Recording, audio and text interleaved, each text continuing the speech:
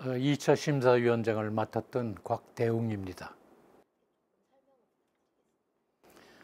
2차 심사위원 7명이 각자가 작품들을 다 감상하시고 서로 의논을 하고 토의하다시피 서로 의견 교환을 하고 그리고 최종적으로 완전 합의체로 선정작을 골랐습니다. 아주 무난하게 잘 됐었습니다. 심사 기준이야 1차 때하고 똑같은 기준을 가지고 있는데 이제 요즘 공예 경향이 감상을 목적으로 하는 예술성에 치중하는 그런 경향도 상당히 노골적으로 나타나고 있는데 이번에 20명의 결선 진출작은 공예가 가지고 있는 태생적인 성격인 기능성, 공예에서 얘기하는 기능성은 실질적인 사용 기능을 얘기합니다. 원래 공예라는 것이 애초에 우리 생활 기물들, 생활 속에 쓰는 각종 도구들 이런 거로부터 출발된 거기 때문에 그 기능은 실질적인 기능을 얘기하는 거고 요즘에 감상도 기능 아니냐, 장식성도 기능 아니냐 이렇게 얘기하는 경향이 있는데 공예를 거론하면서 기능을 얘기하는 것은 실질적인 생활 속에 쓸 수 있는 기능을 얘기합니다. 그래서 예술성의 문제와 기능성의 문제, 시대성의 문제 이런 여러 가지가 종합적으로 잘 갖춰져 있느냐, 거기에 이제 작가의 독창성이 또 잘 발휘되고 있는가 이런 것들이 전부 심사 기준에 속해 있었죠.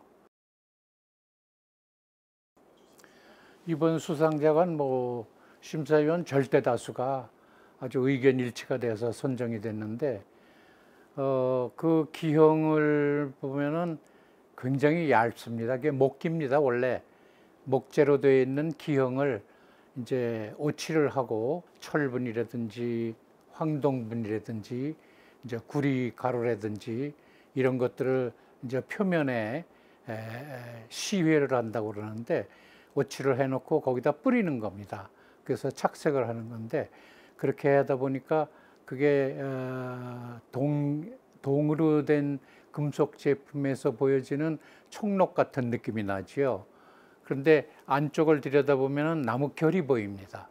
오칠이 가지고 있는 게 이제 투명성이 있고 그 투명성은 이제 생칠이나 이런 거에서 너무 두껍지 않게 올렸을 때 이제 투명성이 발휘되면서 오칠 자체가 지니고 있는 불그레한 어두우면서 불그레한 색깔이 나타나고 그리고 그 투명성 때문에 나무의 질감이 나타나거든요. 근데 오칠을 아주 상당히 오랫동안 해본 사람이 아니면 그런 효과를 내기가 어렵죠. 근데 그 얇은 목기를 가리질이라고 그래요. 이제 기계로 깎는 겁니다. 기계로 깎아서 두께가 한 3mm 정도로 얇은 거를 그것이 건조하는 과정에서 나무는 이제 수축하는 방향에 따라서 이제 일그러지기도 하고 그러거든요.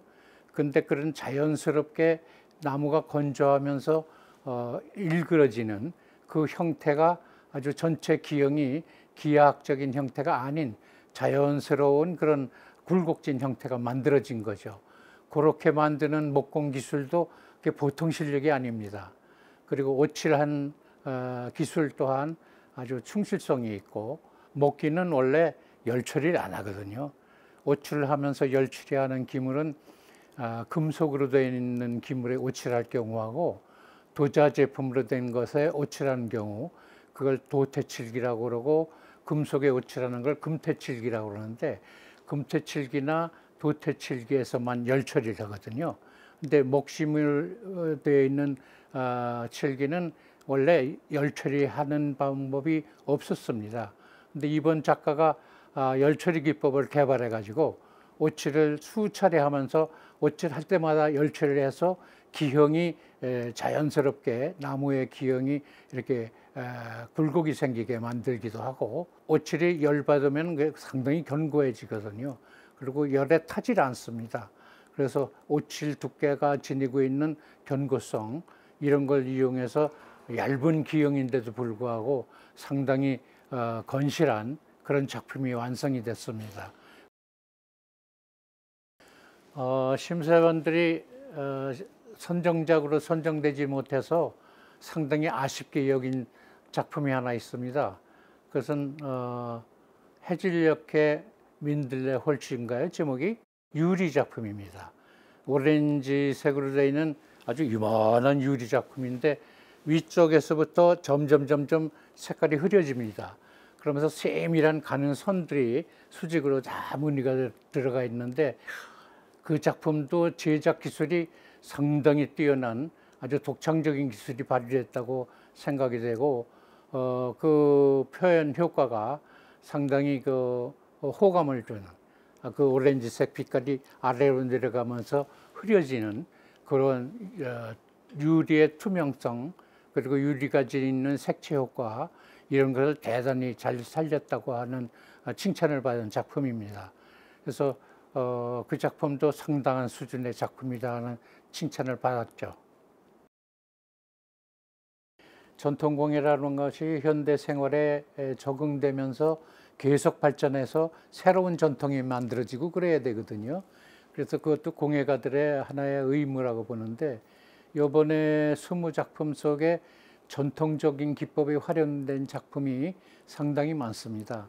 그 전통적인 작품 기술, 전통적인 재료 이런 거를 활용해서 작품을 하면서 옛날 방식 그대로 한 게 아니라 그것을 자기 나름으로 현대적 방식으로 자기다운 표현을 한 그런 작품들이 눈에 띄어서 상당히 바람직하다고 생각을 합니다. 예를 들면은 이 수상작인 오칠한 것도 그렇고 그 유리 작품은 사실 우리나라 공예에서 상당히 발전이 뒤졌던 과거에는 별로 발전이 못했던 그런 분야인데 근래에 들어와서 유리 작품이 좋은 작품이 많이 나오고 있고 이번에도 유리 기형으로 되어 있는 유리 그릇으로 되어 있는 작품이 3점이나 20점 중에 선정이 되어 있었습니다. 그리고 유리로 벽화처럼 만든 특이한 작품도 하나 있었고 그래서 유리 작품이 상당히 현대에 와서 발전했다고 볼 수 있고 그리고 금속공예는 뭐 과거의 전통공예가 상당히 발전했었죠. 그래서 그 중에 전통공예적인 기법을 현대적으로 활용한 작품이 입사 기법을 이용한 게 있었고 그 주조 기법을 이용한 게 있었고 등등. 근데 입사 같은 거는 현대적으로 활용하는 작가들이 이제 최근에 많이 나타나고 있습니다. 그래서 그런 전통공예를 젊은 작가들이 새롭게 현대적인 감각에 맞도록 예술적인 감각을 발휘하면서 구현하고 있는 것은 상당히 좋은 일이고 목공예가 우리가 또 과거로부터 많이 발전한 우리 조선시대 목가구는 뭐 세계적으로 인정받는 그런 가구 아니겠습니까?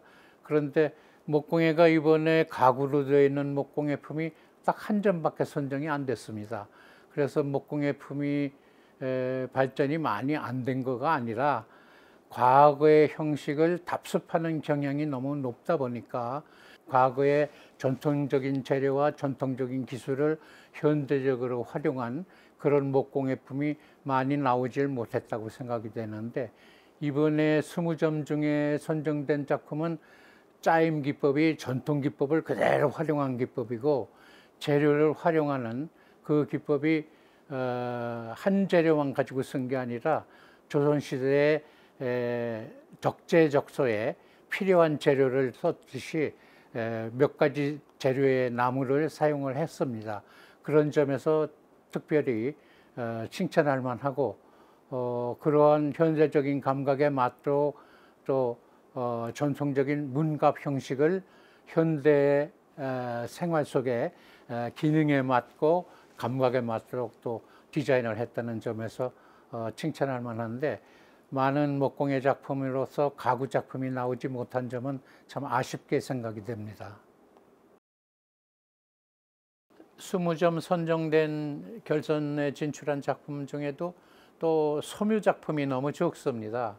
그 중에 한 작품이 이 발처럼 이렇게 걸어 놓는 작품인데, 그게 그 짜임새가 아주 기하학적으로 되어 있는 짜임새도 흥미롭지만은, 그거를 이렇게 좁게 이렇게 좁힐 수도 있고, 접히면서 좁힐 수도 있고, 전체를 넓힐 수도 있는 그런 사용 기능성도 지녔고, 색채도 상당히 신선감을 주는 그런 색채로 되어 있습니다. 근데 우리나라 전통적인 서미 작품 중에 자수 작품도 상당히 깊이가 있고 좋은 작품이 많았고, 전통에서 아주 높이 칭찬받던 분야인데, 현대적인 자수 작품으로서도 상당히 좋은 작품이 나옴직한데 안 나왔습니다. 그 서묘 작품이 많이 작가들은 많은 걸로 아는데, 현대 공예로서의 서묘 작품으로서 예술적 가치와 기능적 가치를 지닌 그런 작품이 좀 더 나올 수 있도록 여러 작가들이 분발해 주셨으면 좋겠습니다.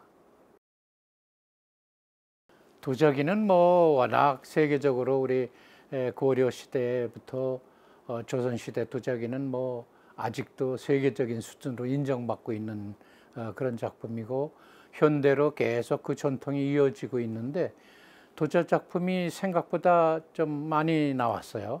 20점 중에 여러 점이 나왔는데, 도자기에서 특히 투명성을 살려서 무늬가 이렇게 투명하게 나타나도록 만든 그런 작품도 있고, 또 도자기를 스립 성형이라고 해서 이렇게 틀에서 도자기 장리를 부어서 성형하고 틀을 떼내는 그런 기법의 도자기 성형 기법이 있는데, 틀 사이 틈새로 이렇게 삐져나오는 그런 흙이 그대로 그것이 조형적 가치를 지니도록 만든 그런 재미있는 작품도 있었습니다.